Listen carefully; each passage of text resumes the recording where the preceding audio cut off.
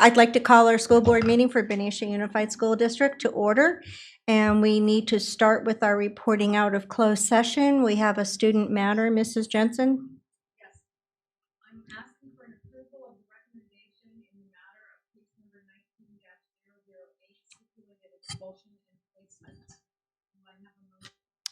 Make a motion, we approve. I'll second. All those in favor? Aye. Any opposed? Hearing none, the motion will pass. Thank you. Okay, with that, now we will begin our meeting with the Pledge of Allegiance. So if you'd all please stand.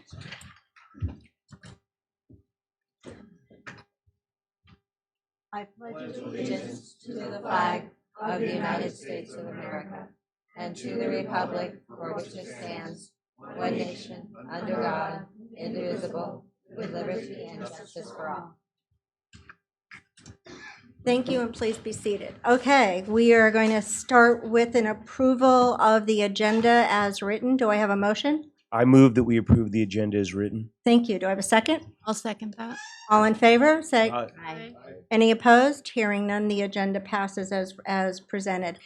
Okay, Dr. Young, our highlight for this evening. Well, thank you very much. Good evening, trustees and everybody who had an opportunity to join us this evening. Welcome. Actually, is there one before that, Betty? That one. So this is sort of a unique highlight that I wanted to share with you. So that handsome young man's name is Austin Scott, and he graduated in 2011. I want to tell you about him just a little bit. So Dr. Gill and I were over at the high school, I think it was last week, and we were visiting one of our wonderful teachers, Miss Rooney, who teaches English.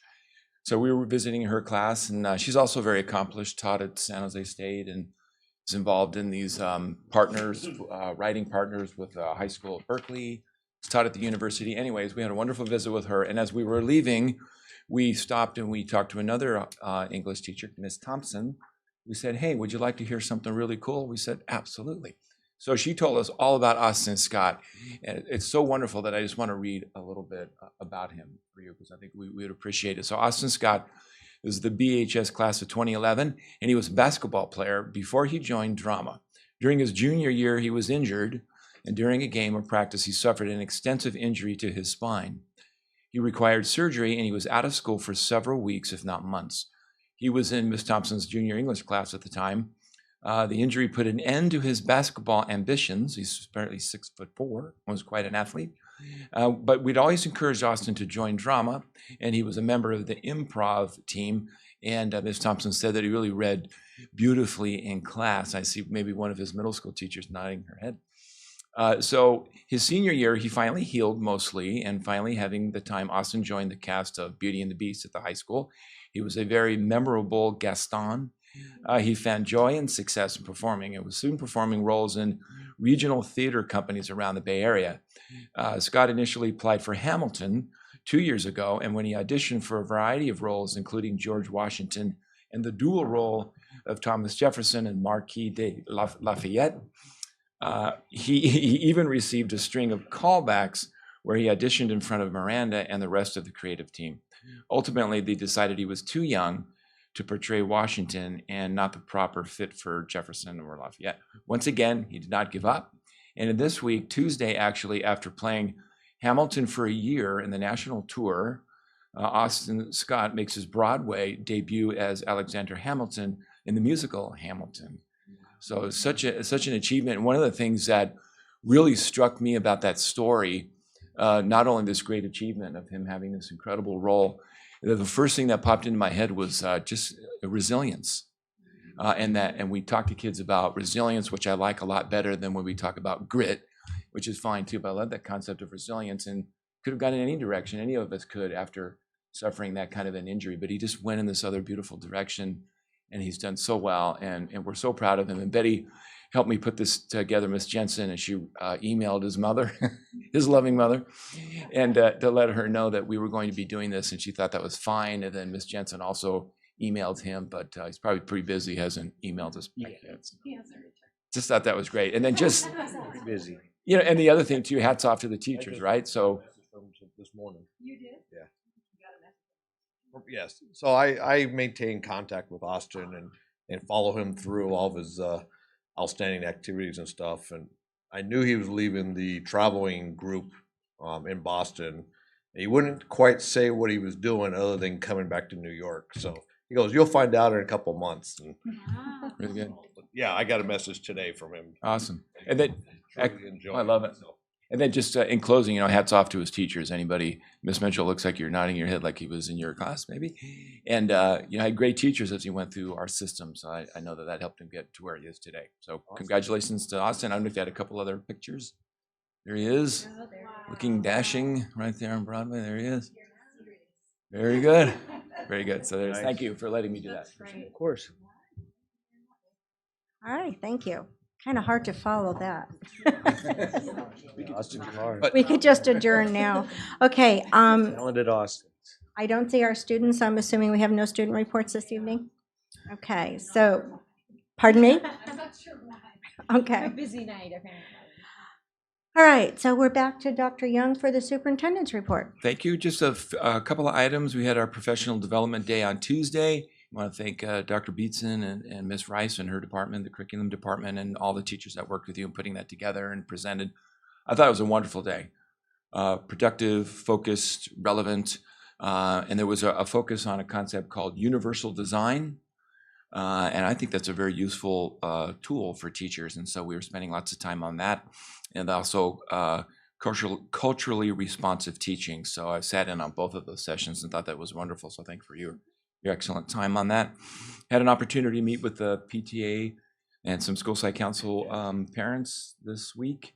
And I meet with them monthly. And one of the things I noticed that was wonderful is they share out all the great work taking place at the school sites. That the middle school is having an auction for the first time, I think, in a while. So I was really happy about that. So always wonderful meeting with them. Something else we did, was it this week or last week, Dr. Gill? The mock interviews at the high school. This week and last week. So real quick, I've been crowing about the WASC efforts of both Liberty and at the Benicia High School, and Principal Kleinschmidt and a teacher who's been so incredible on that, writing the WASC report, Karen Evangelo, put together these mock interviews that we were invited to. And it was awesome because they had teachers and students there, and we were given questions, and parents, and we were given questions as panel members that staff may be asked that emerged from the WASC document. So actual quotes that were taken out of it. And it was kind of thrilling for me. I mean, just to hear teachers talk about these complex issues and curriculum and instruction, and the kids, 2 students were there. They're totally brilliant. So that's great, and appreciate your help with that too, Dr. Gill. I met with the city manager, I think that was last week, Lori Tinfro, and we talked about putting that city liaison committee together, and I think we're aiming for March to do that again. She asked that I look for a purpose statement from some time in the past. Betty, there isn't one, but we can certainly clarify that with the new group. And we met at the One House Bakery. I shouldn't put a plug in for that place, but man, that place is good. It is wonderful. It does. We have a board study session Saturday at 8:15, and this is something that we do typically once a year. And we have new trustees, so it's even more relevant for us. We'll have a consultant, Dr. Dennis Smith, come in and work with the board, Dr. Gill and Dr. Beatson and myself, and talk about the district and positive district and how we work together as a team. So we put that agenda together, and I'm very much looking forward to that. And I think Dr. Holguin talked about this last time at the last meeting, but we're going to put the Night of Stars back in place on April 26th. And again, I want to pay an appreciation to BEF partnering with us. Is that nice partnership to come together to have this beautiful event to recognize our teachers and classified people. So thank you for BEF. That's it from me, Superintendent. Thank you very much. Okay. Any board reports coming forward? Sure. Just to say a great thank you to our middle school and high school bands. Their crab feed was 2 weeks ago. Yeah, it was a good day after our last meeting. Yeah, it was outstanding, and always amazed me when people start. You hear the bands and they'll go, "Who's playing?" And you have to look over and see because you don't know if it's the high school or the middle school band's playing. And it was a great turnout. It was packed, and the weather allowed us to go in and out without rain, and so it was really Yay. nice. So thank our band for the great time. Sure. You were alluding to Shamrocks and Shenanigans. That's for the Benicia Middle School. I got my tickets. Get your tickets. And also, there's another event coming up, the Mad Hatter Dinner and Auction with the Joe Henderson. It's combined with Robert Semple, and I got my tickets for that too. So. You have the dates handy? I do. The Mad Hatter event is on Saturday, March 9th at the Clock Tower between 5:30 and 11. And the Shamrocks and Shenanigans is March 15th, 6 to 11 at the Clock Tower. And that is for innovative grants for the Benicia Middle School. I'm going to be meeting on Monday evening with the Benicia Education Foundation, because I think I'm going to kind of get involved and see what they're up to.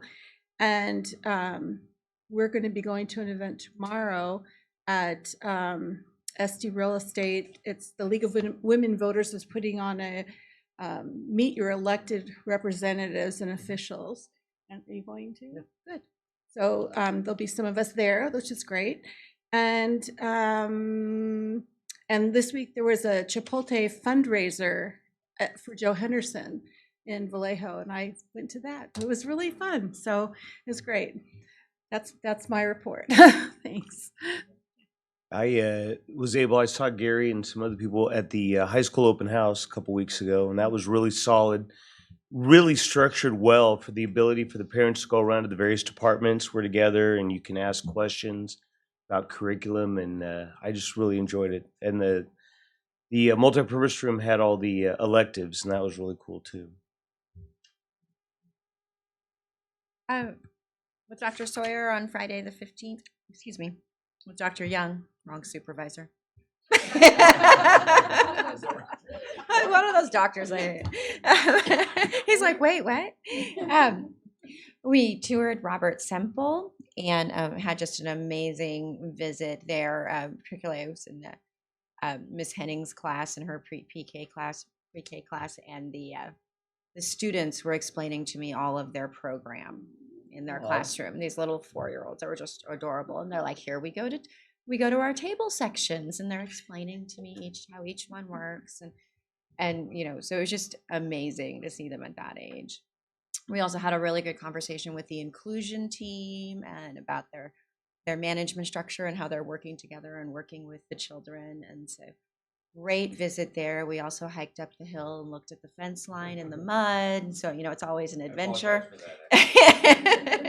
Well, I asked what the current issues were, and the fence line was on the list. And I got to go see the fence line. So that was good. We spent some time at the high school as well. And I really enjoyed visiting the library as it's been remodeled. I hadn't been in there to see all of the new additions. And particularly looking at the outside spaces and talking about how many students really come spend their time there now. And, they're allowed to eat in the outside spaces. And so they fill up those spaces every day during the noon hour. And then just thinking about how that space has been really well revitalized. And, kudos to our team. Our facilities team did all of that work. So that was really fantastic. Also spent some time with Matt in his classroom as our teacher of the year. One of the things that really fascinated me about his classroom is he was actually teaching 3 different classes in the same period. He had 3 different sets of students in there doing work on different topics at the same time. And it was like, that's amazing to know that they can meet students' needs so individually. Because Mr. Kaiser was doing the same thing. He had, more accelerated students and new students working around the same topics. And so it was fantastic to see the students at work and working at the level that challenges them. And so were both great visits, really enjoyed it. Thank you for the time to work with me, Dr. Young. Appreciate it. Okay, well, I had a rather quiet time. As you know, I've been playing grandma, and it's really hard meeting the needs of an 11-year-old and keeping up with them. The only thing that I was able to do is to get onto our bond meeting, and we've all gotten a copy of our new facility report and our bond language, which I really appreciated. So I want to say thank you, Roxanne. We really talked about that. It's been several years since we've actually seen it, so we thought it would be really good to go through. And knowing that Sherry and Mark were new, we thought it would be really good for you to have it in your hands instead of just hearing about it. And I think tonight they're going to bring us with some pretty exciting pieces of information as we make some progress. So that was my work this last couple of weeks. Okay, with that said, let's move on to comments from the public. Members of the public may address the board at a regular meeting on any item within the board's jurisdiction. Cards may be completed requesting to address the board. They're available at the back table and may be submitted to the board secretary at the meeting. The governing board allows speakers to speak at regular meetings on agendized and non-agendized matters under public comment. Comments are limited to no more than 3 minutes per speaker. By law, no action may be taken on any item raised during the public comment periods, and matters may be referred to staff for placement on a future agenda of the governing board. And I see that our clerk has several. Rhett from Benicia. Thank you very much. I'll keep this short. I'm speaking on behalf of the tennis program for the primarily for the high school, but the middle school also. I recently got a tour of the tennis courts that my son is in the high school, has played on for the past couple of years, and unfortunately, I was disappointed in the surface. The cracks are widening. There's cracks that I didn't realize were there last year. So my daughter's in 6th grade, middle school, and she loves that sport. And I'm hoping that the appropriate funds potentially could be considered to upgrade the courts accordingly. So, to continue the program, first and foremost, and, to prevent injury, not only to our kids, but to the kids that come from other cities to participate. Thank you very much. Okay, thank you. Okay. Next person is Leanne Tapagera. Is that correct?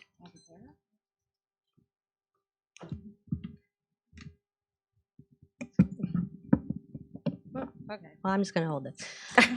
Hi, my name is Leanne Tagapera, and I'm a proud parent of a BHS graduate in his second year at UCI, Go Anteaters, and a current BHS student, Go Panthers.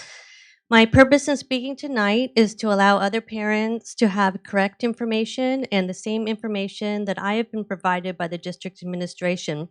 And I'd like to support what I've been told will be a proposed updated board policy that will make it clear that BHS students are allowed to take classes that are required for high school graduation in other locations, such as a junior college or an online program. While BHS has continued to tell students that it is, quote, a policy that all classes required for high school graduation must only be taken at BHS, this has been confirmed by the district not to be the case.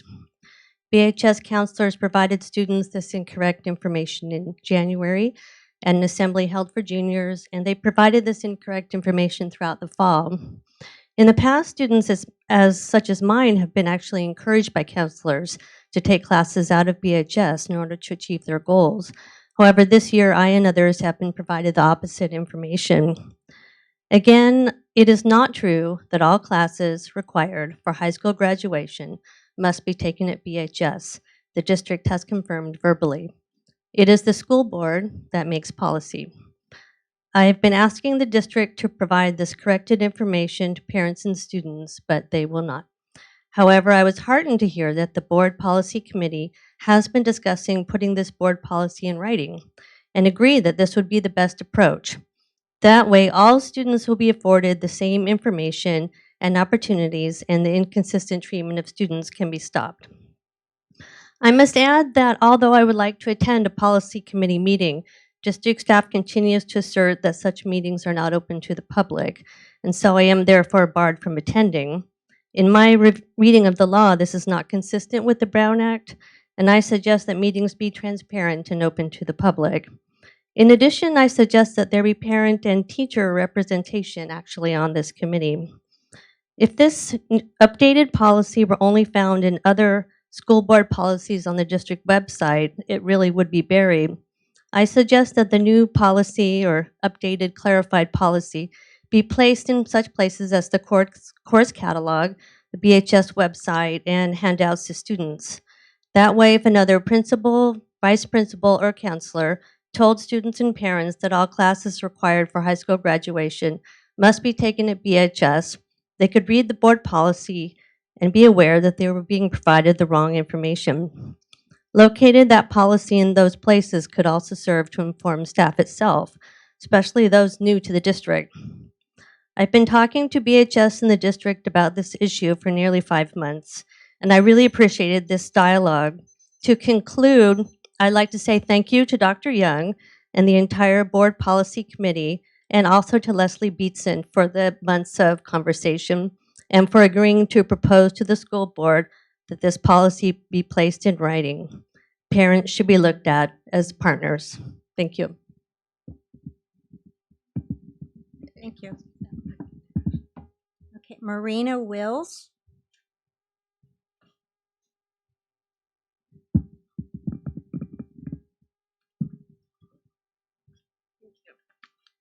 Hello, my name is Marina Wills, and I'm a parent of a high school tennis player and a tennis player myself, and I'm here to bring back the issue of the tennis court condition. My understanding is that Dr. Young had a meeting sometime since the last board meeting regarding funds and how they're being spent and the updates and what you're planning on doing with the remaining funds, and hopefully tennis courts are included because they really are one of the priorities. So quick reminder, thank you for your work, and would love to hear more about how that meeting went. Thank you. Thank you.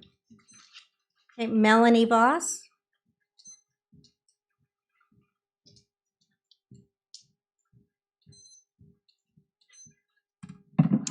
Evening. I just want to let you know, Melanie Voss. I actually am a teacher at Benicia High School. I am a homeowner in this town, a business building owner, and I coach tennis. And I've been here for 24 years, and I have voted and supported every bond measure that has been placed forward in faith that the district had a plan on how to spend this money. And that plan included the middle school tennis courts and the high school courts. And since time has gone by, I have found out that that plan has changed.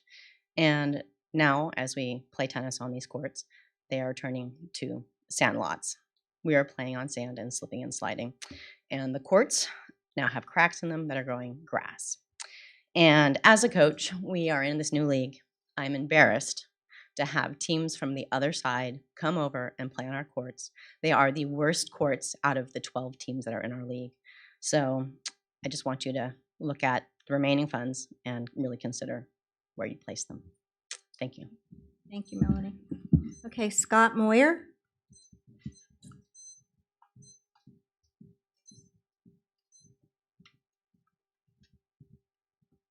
Good evening.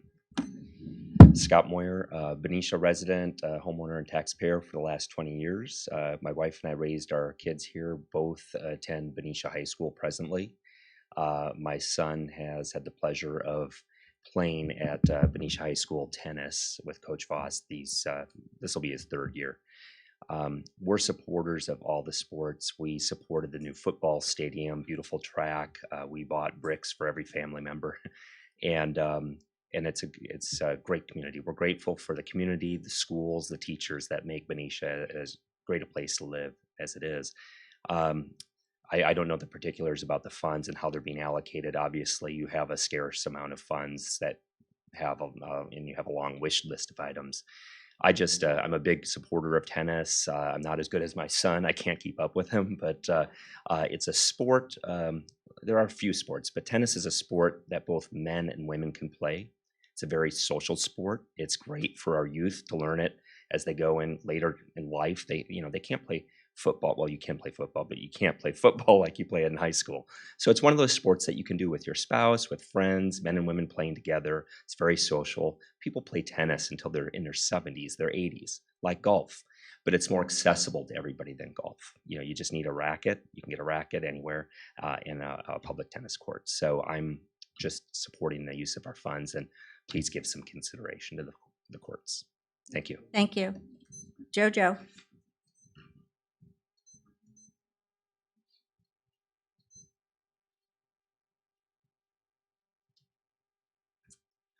Hello, Jojo Donetti, Benicia Community Tennis Association and co-coach for the boys high school team. I have a photo show for you this evening. This is court 1 of the Benicia High School tennis courts that we play competitively on. You will see a crack all the way down the court. This is court 2, where the tape is coming up from the repairs that Benicia Community Tennis Association funded back in 2010. It's coming up on the sides. This is court 3, otherwise known as soon-to-be Wimbledon, with the grass coming through, which Coach Voss mentioned momentarily. We don't play on grass courts, we play on hard courts. Also court 3. This is not an art project. This is the surface of court 3 that we play as adults competitively and that all of your students play on competitively for tennis, but also gym. Your gym class is on here every day. Court 5. This court we will not be playing on this year. We have played on this court every year, but because it is so bad, with cracks all the way through it, with the hump and with a gouge this big on the service line, we, Coach Voss and I, have decided we're not going to put our kids at risk playing on that court. Court 6. I showed you this picture 6 months ago. This gash on the service line has grown. It's longer, it's wider, it's become more of an ankle breaker. And in 6 months, you've not even tried to fill in that hole. It'd probably take a gallon of filler at this point to try to fill in that hole. So we from USTA will not play on courts 4, 5, and 6. USTA has deemed them not playable from a safety feature for adult play. As I said, we're not going to play on court 5 for the high school team. As Melanie said, they are the worst in the district. All the other districts have had theirs fixed in the last year or 2. And the photos I didn't bring are actually of the high school gymnasium floor, which you agreed to fund fixing because it has no cracks, it has no scratches, it has no holes, it has no wood that's poking out ready for somebody to trip over. We know that because last week during the rain, our tennis team ran drills on the high school stadium floor. So, thank you. Okay, we're going to move on to item 12, which is the consent calendar. Could I ask a question for staff? Yes. Or ask a question to direct staff? Could you maybe have maintenance or whoever talk with our insurance, and if our tennis courts are not deemed safe, close them down until we can fund them? My understanding also is that a civil engineer who specializes in tennis courts has looked at them, and could we get a report from him on what needs to be done and the cost on doing that? And then also just remind the public that the bond was only going to be working at the middle school tennis courts because the bond was originally going to be building the lower end of that middle school campus, which was moving those tennis courts. And outside of that, there was no other funds for tennis courts. So, so if we could get a clarification on that. Thank you. That'd be great. Yes, second that request. Okay, so now let's move on to the consent calendar, and we need a motion to approve the consent calendar as it's been presented tonight. Just a really quick reminder, all matters listed under the consent calendar are considered by the board to be routine and will be approved by the board in one motion. There will be no discussion on these items unless members of the board, staff, or public request specific items to be pulled or discussed. Are there any questions or comments? I do have a comment. I'm sorry. I do have a comment about the board policies. I would like to. I appreciate that we've started to update the language of the board policies so that we have the neutral language of parent and guardians in case it's not a parent who is supporting the family, and also the language that we're using student as opposed to gendered pronouns in many places, but it's not consistent throughout the policy changes. So I'd like us to go back and make sure the changes are consistent throughout the policy updates. And bring them back? Or what would you like? Or I can we just correct assure you that I will correct those issues? I appreciate that you'll correct. Sure. I just wanted to make sure that was on our list. All right, perfect. All right, any other comments? Okay, and then last week we also had requested the homework be pulled, which you did, and we're going to have those all separately together. Is that correct? Okay. All right, so with that said, do I have a motion to approve the consent calendar as presented, including the corrections of student versus, or it's a gender comment instead of student, and also to make sure it says parent guardian all the way through? I'll make a motion to approve with amendment. I'll second that motion. All in favor, say aye. Aye. Any opposed? Hearing none, the motion will carry. Okay, let's go on to 13. And we are on to discussion items. And this is Measure S, the Citizens Bond Oversight Committee, our annual report. Mr. Rahill, are you teeing this one up? Actually, I can tee it up. Ms. Egan's also listed there as our bond director, but each year, our Measure S Bond Committee, made up of citizens in our community, provide an annual report. And we have the chairman with us tonight, Scott Burford, who will be providing that annual report.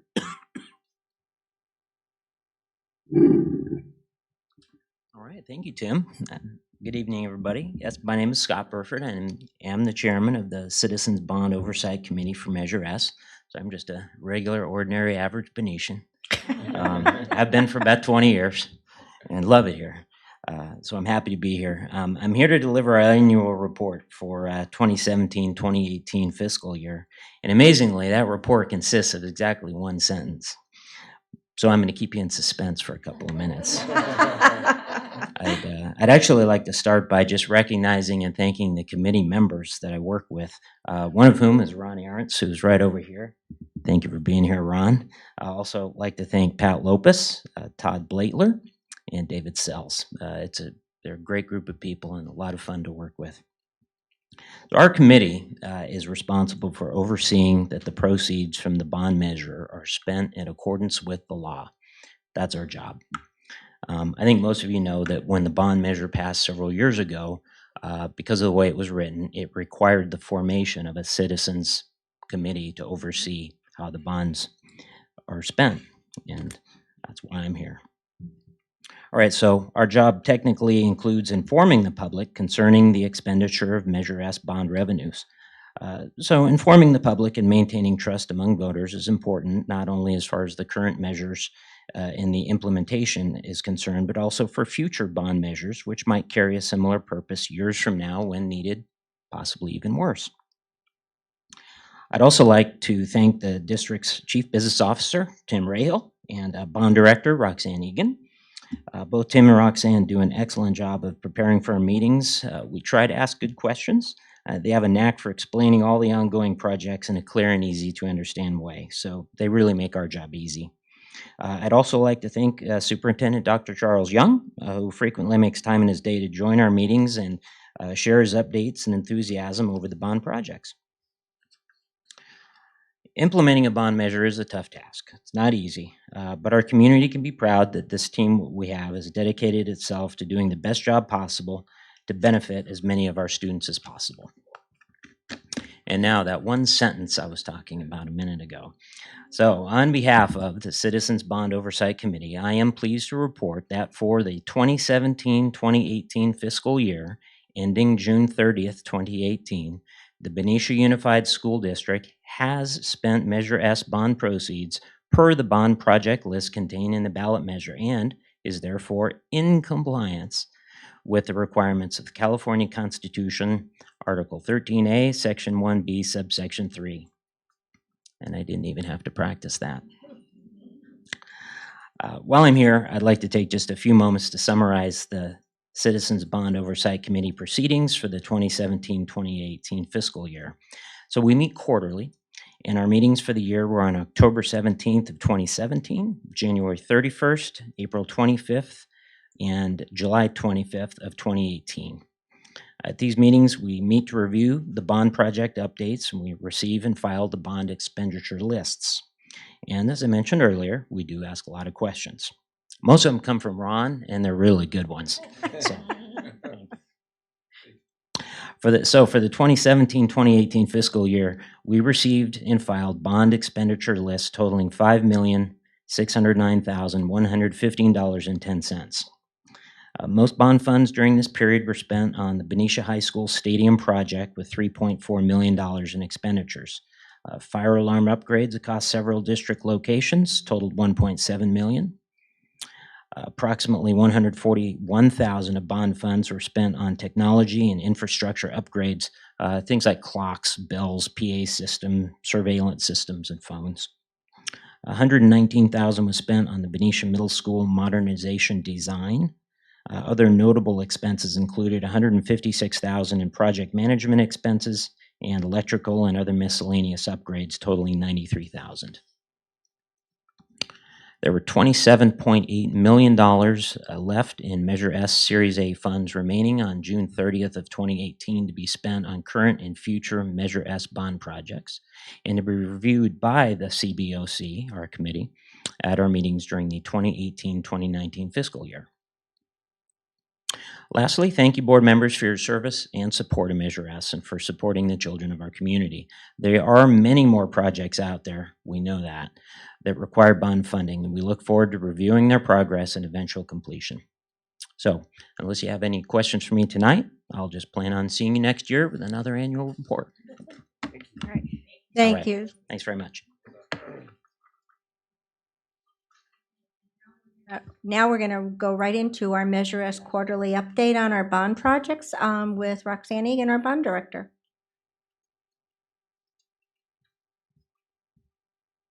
Good evening.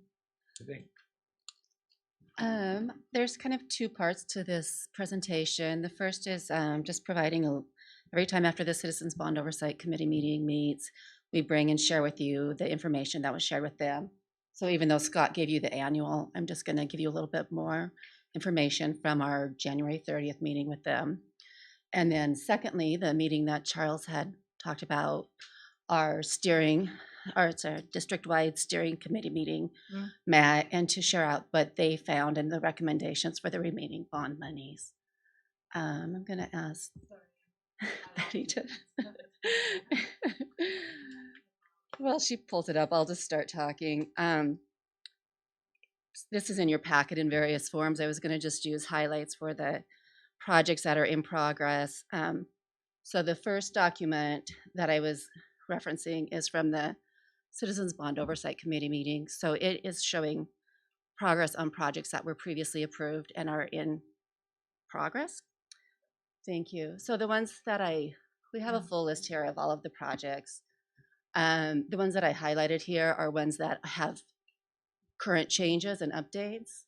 So on your left-hand side, if you look under the completed bond projects to date, you can see that for the fire alarms, Mary Farmer, we completed those fire alarms, so that's great. And Robert Semple, we completed those fire alarm updates. The other thing on the completed list is the locker room HVAC at the high school, which was a joint funded project with Prop 39. On the bond projects currently in construction, the middle school modernization, we gave you updates on that last week. And then on the right-hand side for the whole list there is lists that projects that were previously allocated for funding. So those projects are funded and approved, but we can't do all of them at once. So the ones that are highlighted are the ones I'm kind of sharing progress. The first one is the Mary Farmer modernization. So we have been doing interviews with the architects this week. Once we select them and get a contract with them, then we'll be able to start having site meetings, which will be really fun to get that enthusiasm and positive work going. The next one on there is fire alarms. And so we're talking about the planning and construction document stage. So Joe Henderson and Matthew Turner fire alarm upgrades have actually already been submitted to DSA, which is great. We're maybe within the next month or two, we might get approvals on them. And then the Liberty High School and DO fire alarm upgrades are in the planning process. The last one that's highlighted down on the bottom, BHS, the CTE program. So last year they were not awarded. This year we reapplied. We've got approved for the first phase. There's 3 phases. We just resubmitted for the second phase. We will find out in June whether or not we get approved for the second phase. But in the interim, it had been discussed that it was approved to go ahead and spend $400,000 on improvements. So we are working on the construction documents for lighting upgrades and electrical upgrades within the theater. We're hoping to take them to bid sooner than later. Until I get actual bids received and that are valid, I'm holding back on sharing construction timeline projections. But we are moving. We're making progress on it. Next slide. So this is some more of the documents that were shared out at the Oversight Committee meeting, and it's going to be a segue into the steering committee. So this is a summary of expenditures to date. You can see on the right that for Q3, actually it's fourth quarter, it's like if you're using fiscal years or calendar years, but for fourth quarter calendar year 2018, we spent $1 million on improvements from the bond list. You can see there on the summary in the next box on the lower right, there's $2.2 million that are unallocated. And then on the box on your left is the list of projects that was previously approved, showing 24.5 million. So that's our total 50 million, all of those added together. So one of the big things that was a goal in the steering committee meeting was to say, we have this $2.2 million that's been previously identified on here that is not allocated. And a big purpose of that meeting was to come and talk about recommendations for those monies and what we plan to do with them. The only other thing I want to point out on this slide before I move forward, one of the items on your left in that box says security upgrades for $2 million. I'm sorry, 200,000. Big difference there. For 200,000. And so we previously had approval for 200,000, but we always knew they were going to cost more than that, and that we were going to include those in the discussion for the 2.2 million. So I just wanted to point that out. It'll be relevant on the next slides. Do you want to go to the next slide? Great, thank you. So this is just sharing out an agenda that we used in discussions with the steering committee meeting. So at the top, it just talks about that the purpose of the meeting was there are $2.2 million of bond monies that have not yet been allocated. It was discussed that the site security improvements should have priority for remaining budget. And then we have in line below, we gathered cost estimates for security upgrades across all sites. And those were based on the recommendations of our district-wide security report that was completed. So those are, you see an additional dollar amount of $950,000 down below. And that is in addition to the 200,000. And so in keeping with our recommendations and priorities, we're including that in the recommendations for the allocation of the 2.2 million. The other thing that we wanted to point out is that, as a reminder, there are applications submitted for Prop 51 and other grant monies. And if a project is not funded here, there will still be future opportunities for funding. So we're doing, in our district-wide master plan, it identifies $140 million of need, and we have 50 million. So that's why we have our priorities. And we use this as like a guiding vision. It was identified through a series of site meetings up front. So we use it to say, what's our first priority and how are we going to get there? So if you go on down the list for, I'm sorry, Betty, can you go up just a little bit? For the other items that were recommended for funding, IT upgrades are in there. IT acquired a grant for $350,000, and then it requires the district to match $350,000. So it's an opportunity for us to go farther with our monies. The next item on there is the tennis court improvements, and we're showing it at both the high school and the middle school at a cost of $150,000. We had a civil engineer come do an evaluation of the courts, and he also reviewed a quote that was gathered from a contractor who specializes it. And this represents what that quote said that they could do for resurfacing both of those courts. So we feel like this is a good answer that can bring value. They were talking about the high school. I know there's been some reference to what happened to the monies that were initially set out. So if you look in your priorities on the matrix under the high school, and I have, these were sent in the packet that was with you, but I have a couple extra copies if somebody wants any. Okay. So if you go over to the high school matrix, and if you go down to priority 4, then you can see that it does list the tennis courts and exterior basketball courts at $1.2 million. However, in the meetings with the sites, that wasn't listed as their number 1 priority. So that's how that ended up being there. So by us saying that we'll do something now with the resurfacing at $150,000 across both sites, it doesn't mean that those items get taken out of consideration for future. It's saying, here's what we can do right now. And as more money becomes available, we'll keep looking at this, and we wish we could do all of it, you know. we'll keep balancing and juggling and do what we can to get it as best we can to meet all the needs. So. Can you tell us a little bit more about the civil engineer and what his charge was and then his recommendation? I'm sorry, about the Clarify that a civil little bit. engineer? Yes. So civil engineers are specialized in land and surface and utilities, and it's a professional degree. So it's an unbiased opinion from a professional who that's their area of expertise. When he looked at the courts, he felt that it would be a good benefit to the district to go ahead with the proposal that was provided by the contractor. He felt the scope was appropriate, that it could buy us 6 to 10 years of wear on the courts. And there may be other things, you know, so we're just talking about the courts. And I know that in the big picture, there are lots of other improvements that would be desirable, but this would be a starting point for the surface. We, the district, are going to have to look at setting up a maintenance fund that every 6 years or whatever, we know that we have to go resurface those courts.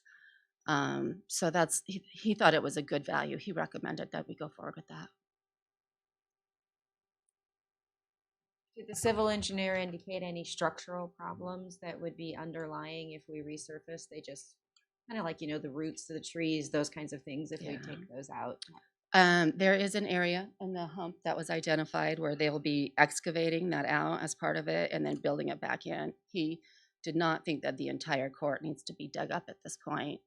The high school across its entirety does have expansive soils, but we know that and we live with them, and you do the best you can. So at some point in the future, you know, if it's like, okay, we tried this and it seemed like our best value and it didn't work, then we would consider something different. But he felt like this was a good value to start with. If I go on down the list there, then you see Joe Henderson daycare portables. So that is listed on our priority 1. $150,000 was included there. And they also got some program funding, which is great, through their curriculum. So we may have opportunity to do more than $150,000 worth of improvements. And then the last thing there is Mary Farmer Elementary School. So if you look in phase 1, on the, or priority one, excuse me, on this matrix, the actual Mary Farmer in its entirety, if you were, on phase one lists like $8.4 million. I'm doing some quick math here, right? And then priority two has more. So we know that Mary Farmer has a lot of need, and we know that we're not going to be able to complete all of it. But so in looking at the remaining 2.2 million, it's like, well, previously we set aside 4 million to spend there and felt that it would be a good value in keeping with our guiding light of our matrix and what was identified to put more money there.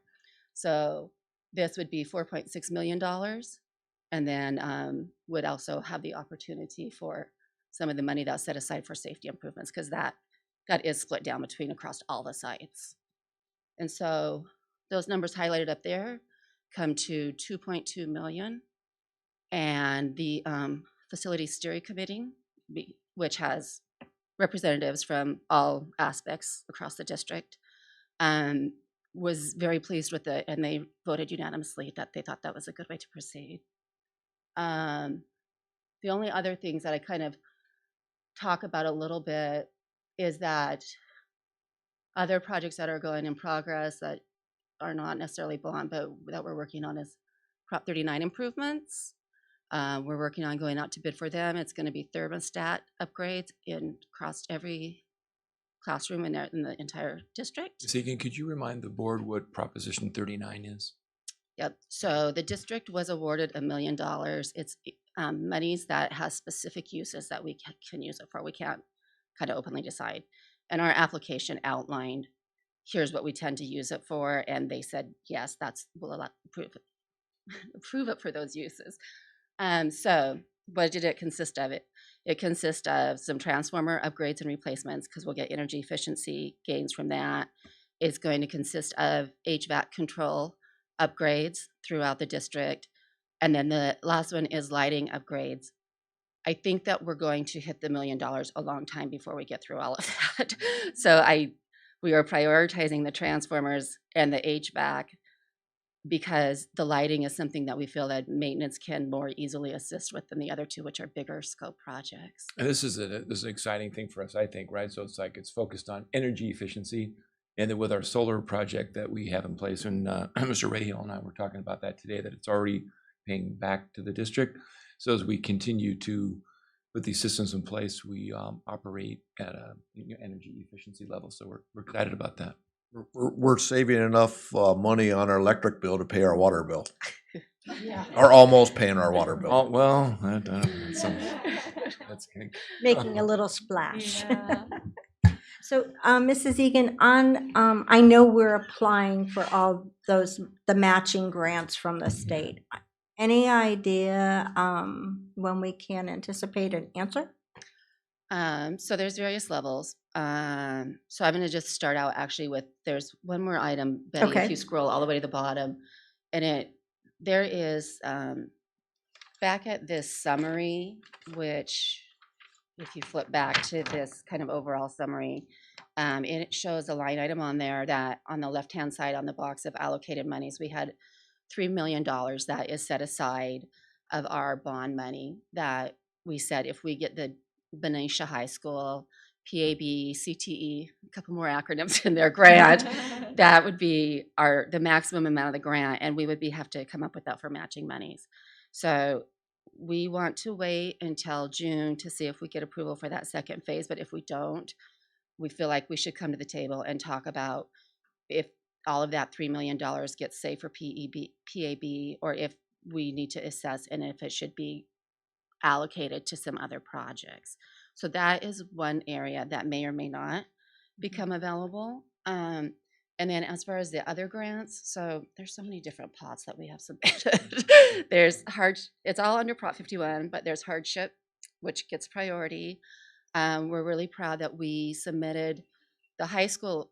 It's hard to explain, and I won't go into the detail, but some of the fire alarm projects we did were eligible to try to get reimbursement back funding for, and some of them we get it under the general fund, but not under the hardship fund. So at the high school, we submitted, it just went for hardship, and it has the possibility of $1.5 million if we get awarded for it. We just submitted to the second step for approval. And if we are approved on the second step, because it's submitted as a hardship application, it will get prioritized for funding.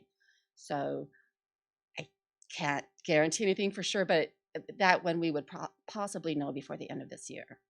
The other ones that are under the broad Prop 51 applications, which we have like 6 of them in, so Gavin Newsom has been, committed to trying to, the state has the monies, they have to go sell the bonds like we did to get them and distribute them. And before they were not selling them that quickly. I've heard estimates 1 to 2 years, so I don't have an exact number, but there is optimism that they will start releasing them sooner. The other thing that we've discussed with our consultants is, we get copies of this list, like, here's where you are, like 237, right? Right. And so we know that they don't anticipate running out of money before they hit us, but it's just a matter of when they get to us. So at some point, if we get high enough in the queue and we have a comfort level, it may very well make sense to say, we're going to go ahead and play on these projects. It will be a good investment because then when we get the money, all the plans will be done, because you can easily spend a year doing the planning and the construction stuff. So I certainly don't think we're at that point right now. Maybe towards the end of this year, we can reevaluate and see if that's something that makes more sense. Thank you. Any Is other it questions? safe to say that DSA is taking 3 to 4 months to prove our drawings once they get submitted? So it's not a straight answer. Things like fire alarm go through quicker because it's not as complex. If you have an over-the-counter submittal, that can be very fast. They have a new streamlined, what they call streamlined process, but they have changed their processes. And I do think it's faster than it used to be. Part of their thing is that people used to submit stuff just to get in line as a placeholder, and their documents weren't 100%, they didn't have their things. And now DSA is saying, we won't put you in line if we don't see every single item that we want on your documents completed. And it's helping them to turn stuff around. So in my opinion, what maybe would take 6-7 months before might be more like 4 months now. And they're still refining that process, but I do think that there is some relief on it. And all of our projects fall under DSA, so they have to be submitted to DSA? No, I mean, like resurfacing the tennis courts is considered a maintenance project. That doesn't have to go to DSA. It really depends. If you're structural, that definitely has to go to them. Any additions or modifications. So fire alarms definitely do. Ms. Egan, I know we were interviewing contractors over the last couple of weeks for the middle school process. How did that go? We have for the bid for the modernization phase 1. Bids. Yep. So we extended the pre-qual application deadline so that we could get more general contractors to pre-qual. We have 2 additional ones that have pre-qualified that I feel will likely bid. I'm very pleased about that. We have a 3rd one who picked up the application but hasn't submitted. We are going to be re-advertising in the paper on this Sunday. So when you go back out to bid, it's a process. You have certain amounts of time periods that start over. So we'll have the first re-advertisement for bid in Sunday's paper. Second one will be in next week's paper, and then after that, so it's like a 30-day time period. So anticipating having a new bids due date in the end of March and returning to you, hopefully with some good bid results on your first meeting in April. Thank you. You're welcome. And then is the district taking over the purchasing of the portables or the modular buildings? Okay. Yes, that is correct.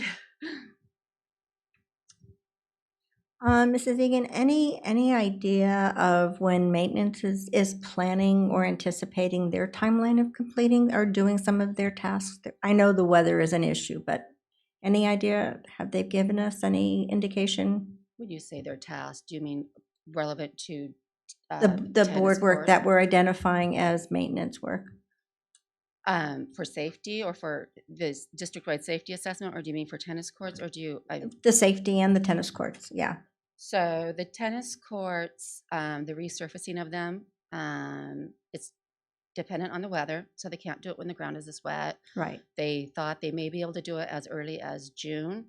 I don't know that if it takes a month for that or what their timeline is, but it could be relatively fast. The items with the district-wide safety assessment, Mhm. I don't have their schedule on that. Yeah, and then the items that are part of the bond stuff, those will have to go through DSA, and it will take a while to do some planning, but we know that they're important, and we'll do everything we can to push them up.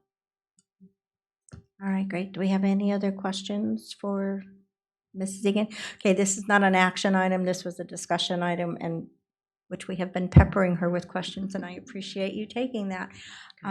So if there's no other questions, then I'm just going to say thank you very much. I thought it was really detailed, and I appreciate the extra documentation for us, again, as a reminder. All right, thank you. Thank you. Okay, we're going to move on to 13.3, and this is Dr. Gill and Mr. Rahill, and we are going to talk about enrollment and staffing projections. Evening. I'll go ahead and start it off. So projected student enrollment and staffing for as we get ready and start planning for next year. We're in the midst of doing our second interim financial report, and we're going to bring that to you at the next meeting on March 7th. And so part of that includes just kind of where we're at right now. We're pretty much on track for this school year. And then there's projections for next year. So Governor Newsom came out with his first January proposed budget for next year. And between now and June, the legislatures look at it and propose changes and hopefully pass a budget in June. So there's a big May revise that come out. We are getting a little bit of information from the Legislative Analyst Office that says what the governor has proposed in January might be on the more rosy side of things based on some of the financial information that they're seeing out of the Legislative Analyst Office. So time will tell. We'll monitor that closely over the next few months. But things that we look at here locally, a couple of the big things are how many students are we projecting for next year? And I've been here for 9 years now, and the first 6 years, it was extremely stable. A little bit up, a little bit down, a little bit up, a little bit down. But unfortunately, the last 3 years, give or take a little bit, we've been declining by about 100 students each year. It hasn't been quite that in some of the years, and we are projecting, excuse me, at this point in time, about another reduction of 74 students next year. And as we look at the grade levels, what we're seeing is grade level counts of about 300 kids. So we have about 300 kindergartners and 300 first graders and 300 second graders. And then there's a little bit higher enrollment at the middle school. They're closer to about the 350 count. So about 356 graders, 357th graders. And then at the high school, it's a little bit more than that. They approach somewhere between 350 and 400. But as those larger class sizes move over the years, as the sixth graders become seventh graders and so on, the kids aren't coming and backfilling those spaces. And so we're left with these smaller class sizes. So what we do is we recognize when we roll the kids forward, excuse me, we're going to be down about 74 students. In addition to that, when the kids showed up back in September or back in August, we had over projected for this year. And so we were over projected at the middle school by about 50 and the high school by about 50. So when the kids actually came, our total enrollments at those two schools fell short. So, but at that point in time, you're kind of locked in with your staffing. You don't make any adjustments. You try to, but we really couldn't. And so as we plan for next year's staffing, it was in our first interim financial report that our plan at this point in time is to reduce by about 7 FTE, because not only are we projecting a decrease for next year, but we also had some additional kids that didn't show up this year that we haven't adjusted for yet. So most of that, everybody's sick, coughing and sneezing. Most of that FTE will be at the secondary level. Elementary schools, it would probably be one classroom teacher at the elementary schools. Matthew Turner has a big 5th grade class, and that class is moving out of Turner and going to the middle school, but it's being backfilled with one of those smaller kindergarten classes. So it looks like at this time we'd have one less elementary teacher and potentially about 6 at the secondary level. So I'll kind of leave you with that. On March 7th, in a couple weeks, when we come back with the second interim, we'll bring back some additional staffing information, show you some more about like counselors and administrators and classified staff in that packet. So you can kind of see a lot more detail, but that's kind of the big highlight. The purpose of this report is to remind everybody that Benicia Unified, we are a declining enrollment district. And as that happens, we adjust staff appropriately. And I think Dr. Gill would like to comment about, even though some comments on we're reducing staff, but that doesn't necessarily mean layoffs. Do you want to comment a little bit about that, how some of those reductions might be taken care of? Solutions we have. Okay. That might be more appropriate for me because I'm going to otherwise repeat the same information during the resolutions. Yeah. So just because we're reducing staff, we do have some retirements and resignations. That doesn't mean that people will be laid off. So I'm sorry if I stole a little bit of your thunder, but yes. Okay. We've done some legwork. We had a demographic report done a couple years ago with somebody who studies our population and our student counts and housing, and that report actually said we should be growing a little bit. That just hasn't happened. We haven't seen the growth in that from that demographic report. So the numbers we have, when we roll the numbers forward, they stuck. In fact, this year we tried to say, okay, well maybe there will be a little bit more at the middle school and the high school, and we did include that in our projections, and they didn't show up, and we were off by about 50 at each one of those school sites. So we did that. We're doing monthly disenrollment reports. We're asking the principals to look at those with us. Where are our kids going when they disenroll? A lot of them are moving out of the area. So it's there are some that are choosing a few other programs close by, but I would say the majority of them are moving outside of the area, even out of the state, which probably indicates a job transfer or some other circumstances moving the family out of the area. Excuse me. So that's a monthly thing. We're monitoring it. We realize that it's a big deal. We serve kids. If we're serving less kids, why? And is there anything we can do to address that? We do have inter-district agreements for students that live outside of our community that want to come to our schools. And so historically, that percentage has been around 10% of our student population. So we're going to have about 4,600 students next year. So about 460 of them are inter-district agreements. And so we've had conversation about that. That's a good amount serving that. If you served 20% out of district, you might start to see things and feel things differently, but 10% seems to be a manageable amount to serve. Not to say that that's locked in stone, it does fluctuate. So besides the surrounding communities, like, how far will a parent drive a student to another public school? Probably would have to be pretty close by. And just quick comment on that. Ms. Jensen does a beautiful job of bringing all the applications in. That's what's happening right now. So when we review applications for IDAs, we really try our best to accept every single child as long as they meet our requirements for academic standards and grades, discipline, very important. Secondly, as long as we have space in specific programs and grade levels. So if we have space and certain grade levels and somebody wants to come and they meet those basic requirements, we do not say no. So we are trying to encourage people to come, and we want to accept more if possible, but that's what we have been getting.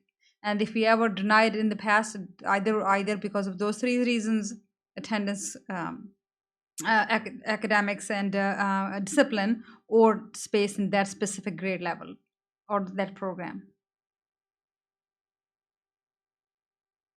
So I will say, driving around Benicia lately, I don't know if anybody else has noticed, but for sale signs are striking my attention, and I am amazed at how many for sale signs have gone up at this time of the year.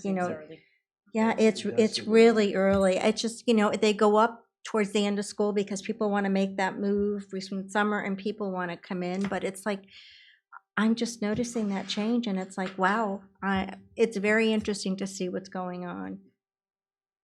The fact that people are moving so early. So anyways, Tim, I'm glad that we're gathering some data when people are leaving to begin to identify what the needs are with students and why they're leaving, because I think that's an important piece of the pie we've not had. We keep talking about it, but it's like, why? Where are they going? So I'm glad that we're beginning to pick up that data. Yeah, our system includes exit codes, student exit codes. So the technology department staff is working with the office staff at the schools. So when a student leaves due to moving out of the area, there's a certain code for that. If they do leave to attend another school, that code is used and the school is listed in the description. Some leave because there's early graduation. A few of our upgraders. So the coding appears to be able to provide us a good thing. So we're looking at it monthly now. I anticipate we'll do a whole school year summary and sit down and have that conversation with the principals. Great to hear. So are there any other comments or questions? Again, this is a discussion item, so this is a discussion where we can pull some questions if we're feeling like we're not clear on something. Okay. All right, I think with that said, thank you very much, Mr. Rahill. And we will move on to our next discussion item, which is federal monitoring. Everyone's favorite topic. Can't wait. So I just wanted to give you an update that this year, BUSD, along with many districts in the state, have been selected to participate in federal program monitoring. We haven't, just for context, we haven't been monitored in over 10 years. The purpose is to ensure that we're in compliance with federal program regulations, and they choose the district office and 2 schools to sample. And so Farmer and Semple, as our 2 Title I schools, have been the schools that they will be sampling. And so currently our staff, well, Lynn and Betty, have been uploading hundreds of documents into an electronic database. And so we're getting monitored, and I actually left one off of the information on the board packet, I realized. We're being monitored for Title I, which is for schools receiving funds for Title I for low-income students, for English learners. And there's a title that goes with that. It's Title III, but we don't receive any Title III monies. And just so you know, for Title I, we receive about $200,000.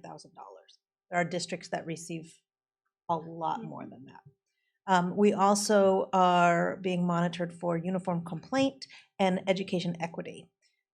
So that's discrimination, harassment, bullying.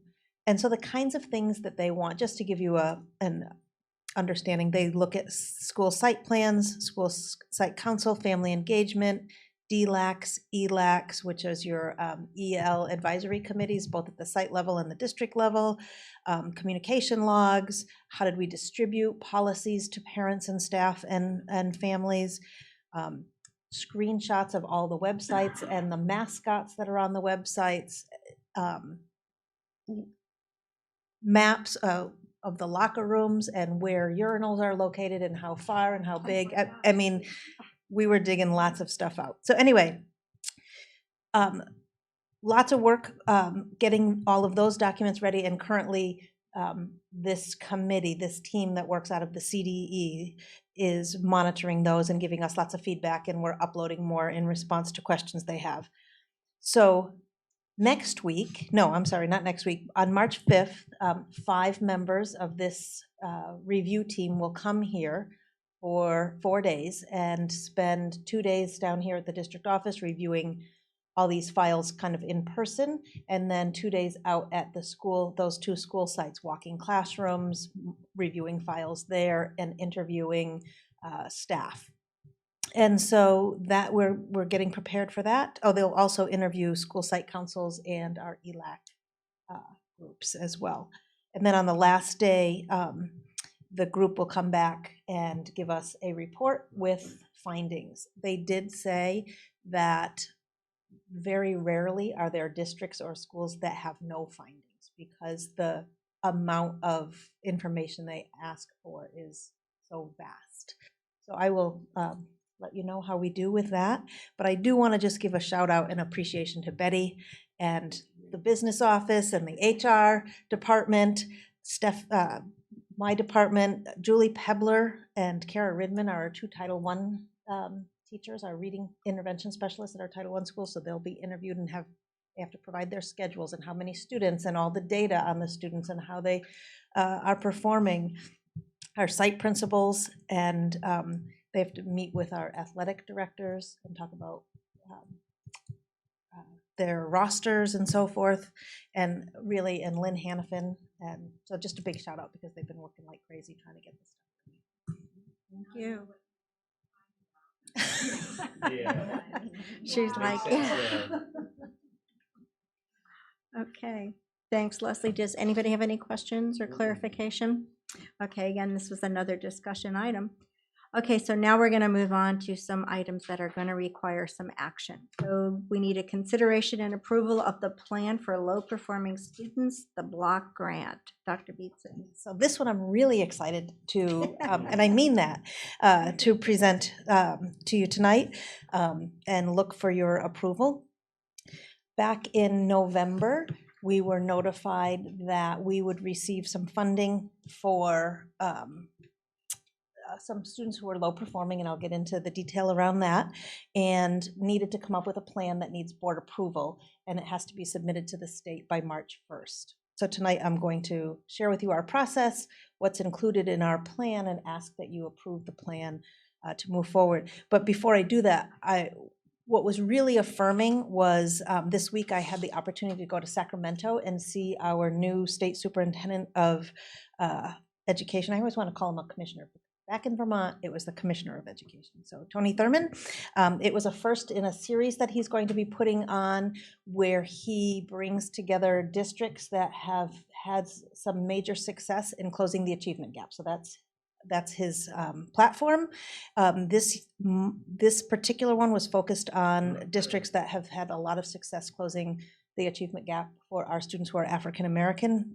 3 districts were there. They were highlighting a couple key things that they did that they felt really made a big difference. And what was so affirming was so many of the things that we're doing or we're proposing to do using this block grant money were things that those districts were doing.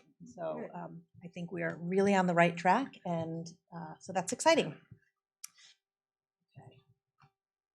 Turn it on. Okay,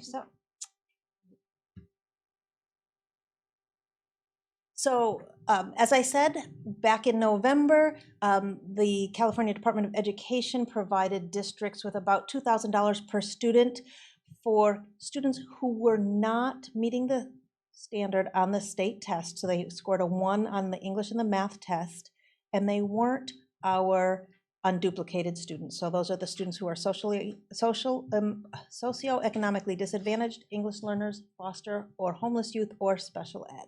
So this is the other students that are not performing where we would want them to be.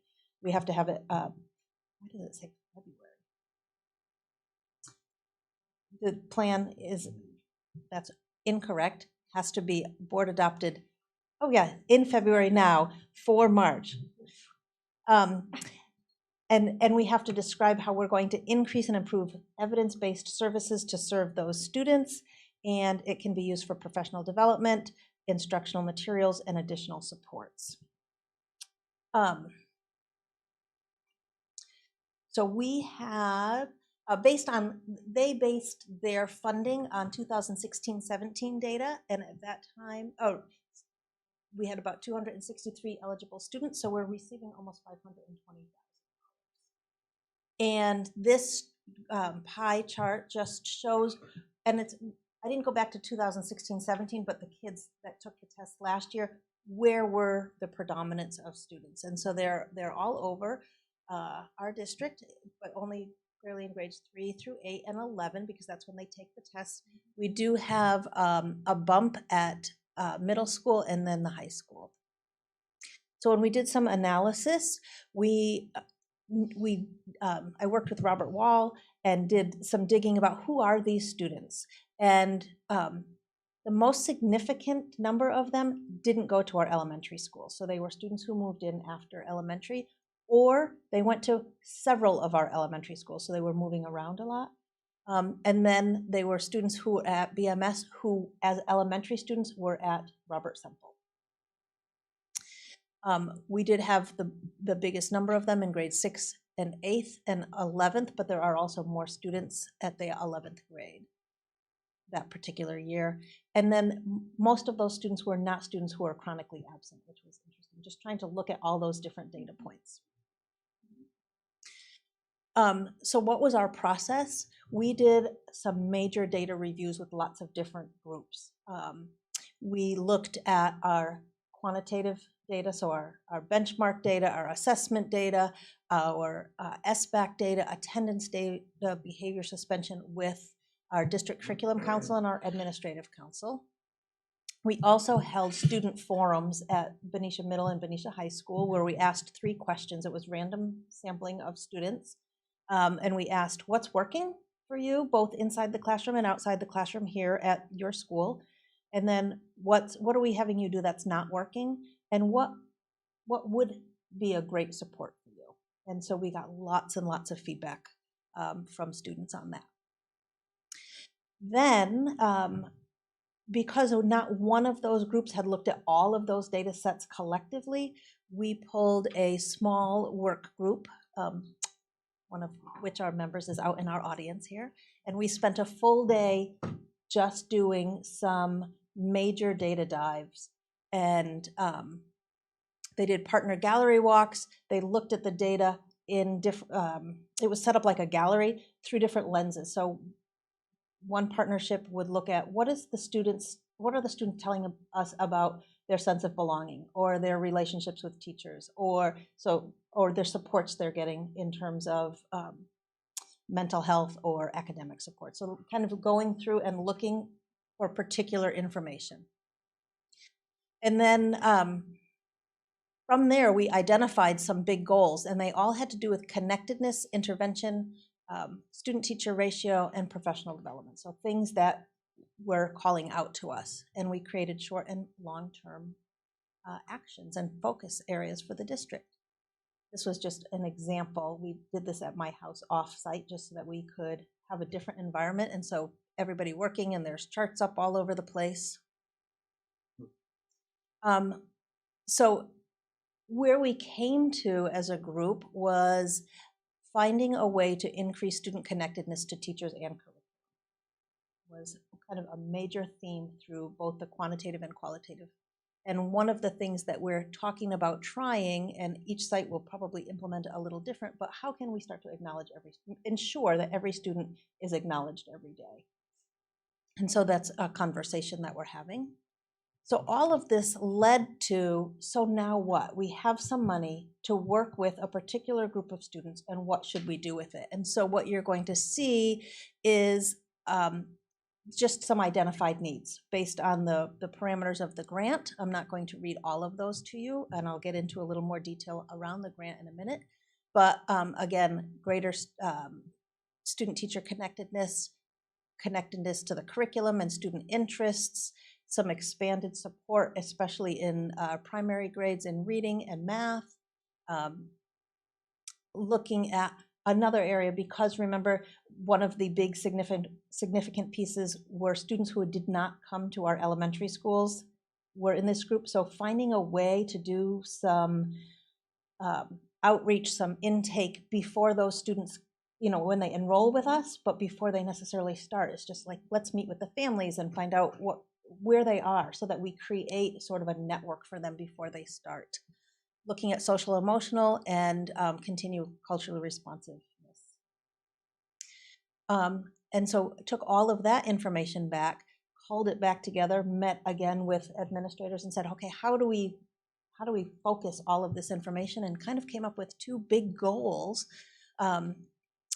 One is, can we work towards all students reading on grade level by the end of grade 3? Could we take on that challenge? And what was interesting was when I was at the state superintendent's forum, he said that's a goal he wants for our state. And, got everybody cheering is, can we do this together? So that was kind of cool.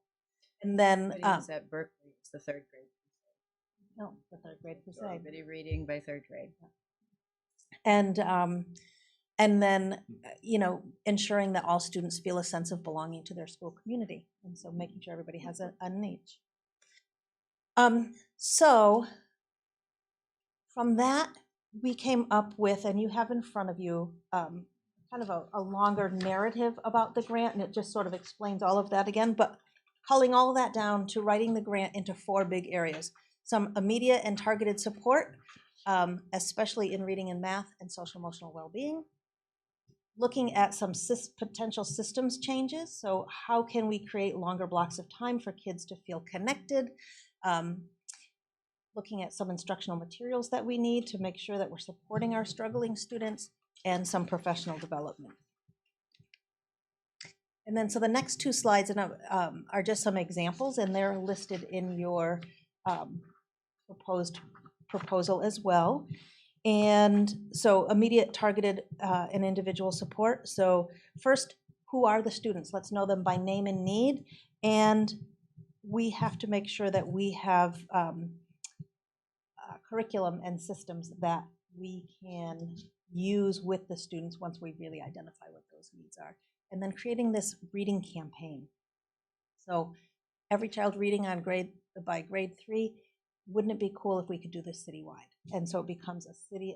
It's not just what we need to do here. And one of the other things I heard in Sacramento was the gap starts before kids come to school. And so we know that we need to do our very best, roll up our sleeves, which we're working really hard at, but how can we bring our communities and our families and our businesses in on this campaign as well? How can we provide support in the classrooms, especially in the primary grades, when that critical reading and math instruction is happening? So looking at ways to lower the teacher-student ratio, especially during those times. Creating that system of support for new teachers. So all of the things I was just sort of talking through, making sure that we have a data system. So when teachers are needing to know how their kids are performing, they can get that data back in a timely fashion and actually use it. And we've talked about that as we present our benchmarks and how cumbersome our current system is. And so coming up with a system that's really working for teachers to drive instruction. I'm looking to see. So lots of different things here. And I guess what I would do at this point is open it up for questions. So what you have in hard copy in front of you is a proposal for what this block grant would be spent on and where the money would go. You're looking at teacher-student ratios in intervention classes. Long term, how do we propose funding that? I mean, with the grant, I can understand funding for a couple of years, but if you're looking at more or less reducing or either reducing class sizes or adding, what's the concept there? Right, and that's a great question, because this grant is a kickoff, and there are some one-time funds and then some ongoing pieces, and then we're going to have to look at what do we trade, and how do we track its effectiveness? So that kind of goes back to some of the data pieces. We'd have to come up with really clear targets, and in the proposal you have in front of you, and there's copies at the back table if people need them. There are the metrics, the proposed metrics we would use, and so really creating up clear systems. Is it working, and how do we know? And then talking about what do we, we have the LCAP, things bleed into the LCAP, we have the supplemental, how do we keep this work going, and what's giving us the best bang for our buck? So we'd have to have those hard conversations. Well, we talked about sort of this immediate need to, I think of it as sort of like a triage, right? We have a group of kids currently that are performing at a much lower level than they should be. And we need to support them. And simultaneously, we have to look at what in our system do we need to change so that this part doesn't keep happening. Right. So it's sort of two pieces at one time. It's like, okay, we've identified these 250 kids, but as the kids come in, right, because we'll keep having that the process, right. so that we're So, just getting the next. And so Yeah, that one was of the the other intention things of, that, of focusing on those primary grade kids is to fix that. Mhm. One of the other things that we talked about with a big body of research about brain development in 0 to 3 years old. Tons of research. One of the studies that Dr. Beeson and I were looking at, that they tracked groups of kids and that sort of label the types of homes that they get lots of talking. And they looked at kids over a 3-year period that hear like 48 million words, as opposed to kids in the other part of the study where they heard 9 million words. And that effect on brain development, language development, reading. So part of this is also working with Miss Regis in her preschool program, and then also communicating outward to our parents that have younger children to think about something that maybe you take for granted, that how important it is to talk to your kids when they're just babies and just in this language-rich environment. So I thought that's very compelling. I thought that was amazing, just that many less words and its effect on kids' brain development and language development as they go through our school system. Last night we had at Robert Semple, our Teachers College staff developers are here from New York. We have 2 schools that are affiliate. We have 3 schools that are affiliate schools, but our elementary ones were here, and they did a parent workshop for us. And we had about 45 parents in attendance, parents and guardians, and it was interesting because they said exactly that. So it's when you listen for things, you find it everywhere. And she talked about how it starts early, and we need to read to kids and talk to kids things that we know, but we can't forget that part.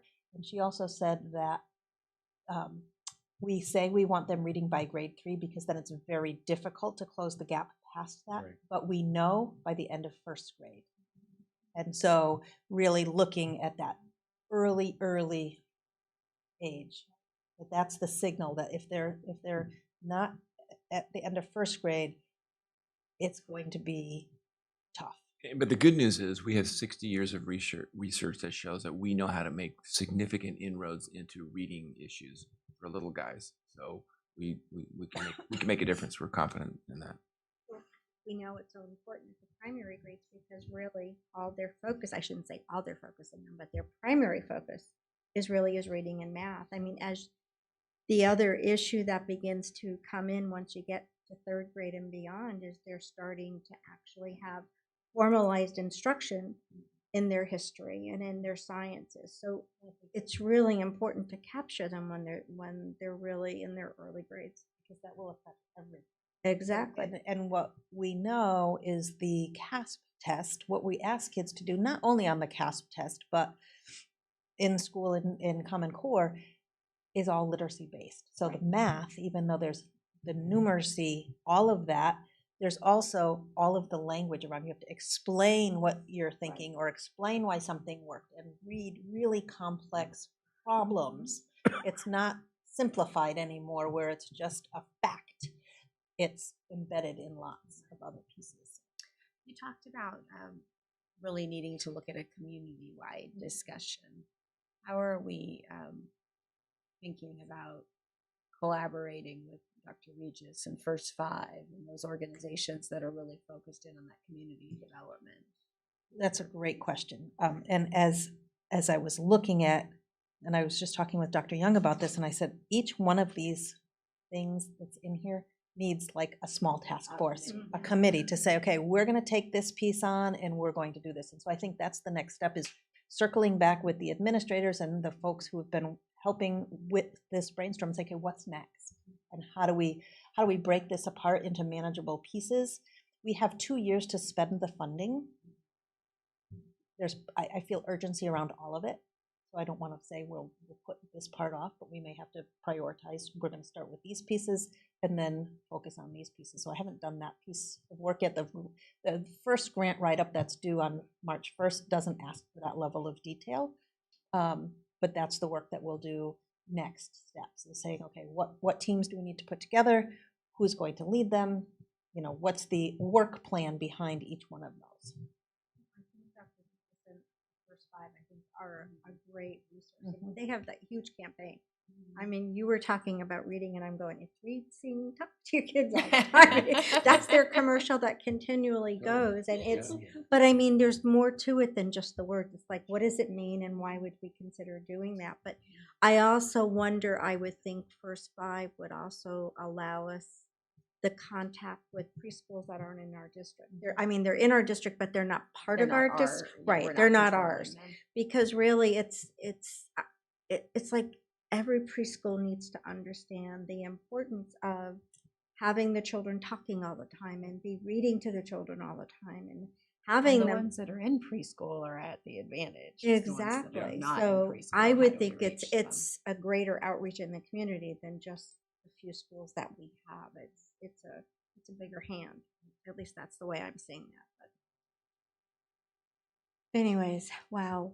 So one of the questions in terms of intervention and support, just from experience, 10 years of teaching math, when you have the good part here too is this idea that I've seen it where people think that, oh, if you just add more time in math, but what are you doing with that? You know, I've seen support classes that just don't work. There's no curriculum. And so it's just more time doing the same stuff. So if you're going to say, okay, we're going to have money for intervention and support, there's got to be the curriculum to go along with it that's targeted to help those things. Otherwise. And that's one of the things that we're re-looking at. So we have pockets of intervention, and then we have pockets where we just don't have enough staff to provide that additional intervention outside of the classroom, because we know classroom teachers are doing that all the time, right? Pulling small groups. And we have certain things that we're using, and it's working for certain kids, but it's not working for all kids. So we're going to kind of take that step back, look at some research, now it's called evidence-based programs and professional development. So we say, what's next? I would almost bet the biggest challenge is going to be marked at the middle school and at the entry level for the high school, because you're focusing on greater need, and it's a greater gap at that point because it's been recursive for so. And the other thing that's hard for out of class intervention is at the middle and high school is it takes the place of an elective. And so kids don't want to give up their elective, and we can't force parents to sign up for that. And so this is, in order to do this full program, there's a lot more pieces. And so we'll be looking again through the LCAP and saying, okay, what pieces do we need to adjust so that we can fulfill all of this? Whether it's one of the groups that I heard at the superintendent's thing talked about, it was amazing. It was like somebody was inside of this report. And it was the students who were new. They identified the students who were new to their school district, didn't perform as well, so they created a 8th to 9th grade summer academy that was longer. We do a teeny tiny, like 4-day, 8-hour thing, but they do an early entry where they've got some of their, best teachers. That's going to be great. And I don't know exactly what their curriculum looks like, but the kids get credit. So the kids start 9th grade with 5 credits, which might be one of the only times they're ahead of everybody else. And so thinking outside the box like that, what else can we do? So this is a jumping off start for sure. And hopefully it will help us focus all this work that we're doing. Any other comments or questions? Thank you. Okay, so this is an action item, so can I have a motion to accept the plan? I move that we approve the plan for low-performing students for the grant. Thank you. Do I have a second, please? I second. All in favor? Aye. Any opposed? Hearing none, the plan passes as written. Awesome. Thank you. Thank you. Thank you for your hard work on this. I know you guys are having such a great time going through this data. Okay, next we have consideration and approval of the intent to employ with a provisional internship permit. Dr. Gill? Yes, thank you. So our goal always is to provide the best education to our students by bringing in the highly qualified staff. So we have 2 teachers who are going on maternity leave. One actually is already on maternity leave. And what happens is when we just hire subs, and if they do not have a credential, we can only have them in a classroom for 30 days. And in order to avoid that and provide consistency and education from a person who actually has a science degree, we are requesting for the board to approve to have this teacher, Madeline Garsky, for us to have a PIP permit, provisional intern permit, so that we can place her once we have the permit in one of the science classes at the high school and then also the middle school as well. This permit will be good for 1 calendar year from the date of approval. Are there any questions? No clarification needed. Okay, so then I'd like to call for a motion to approve the provisional intern permit for Madeline Garsky. I make a motion to approve Madeline Garsky's provisional intern permit. I second that motion. Thank you. All in favor? Aye. Any opposed? Hearing none, the permit request is passed. Thank you. Thank you. Okay, now let's go on to consideration and approval of the substitute teacher pay increase. Dr. Gill? Thank you. So I think looks like most of rest of them are my items. This is again the same effort to provide. When our teachers are in classroom, they're amazing and we absolutely love them. They provide the best education to our students. But during the times when a teacher has to be out for any reason, especially long term, we want to be able to provide similar or if not same exact kind of education to our children. This is another effort that we are requesting for the board to approve the substitute pay for our retired BUSD retirees only, to increase that. Because our BUSD retirees are credentialed teachers who served BUSD for many years. We did a comparison with other school districts. Some school districts do have separate pay for retirees, some don't. Based on a thorough analysis, we strongly feel that we could actually do a little better for our BUSD retirees to attract them, and so that they could provide long-term services to our students when a teacher is out for a longer time. And we are requesting for a daily pay and a long-term pay to be increased by $30 each. Do I have a motion? I'll make a motion to approve the substitute teacher pay increase. Do I have a second? Second. All those in favor say aye. Aye. Any opposed? Hearing none, the motion passes. Thank you. Okay, the next one is consideration and approval of Resolution 18-1926, criteria for determining the order of seniority. Dr. Gill? If I have your permission, may I do both of the 14.4 and 14.5 in the same together? Explain at least together. Yeah, we'll just have to vote on them We have to vote on them separately. Because they kind of go along together with each other. Right. So this is the item where when Mr. Rahal was asking me to comment, it goes along with the enrollment and the staffing conversation. We actually have been working very closely with our business department, our school sites on enrollment, and then also staffing. also want to thank Carolyn Fields and our BTA representatives, because we have been working, communicating with them as well at every single step, and getting ideas from them as well to see how to do these type of things. Even though Mr. Rahal mentioned that we might have to do the budget adjustment or staffing adjustment by 7 FTEs, it seems like we would be able to adjust most of them through attrition, which is retirements and resignations and so on. There are a few, because at the secondary level, we do have a more staffing adjustment that needs to be done, most probably 3 at the middle school, 3 at the high school. So we have 2 positions after working through all of the adjustments. One at social science position, one is the math position. Basically, we have to reduce 2 positions as a school district.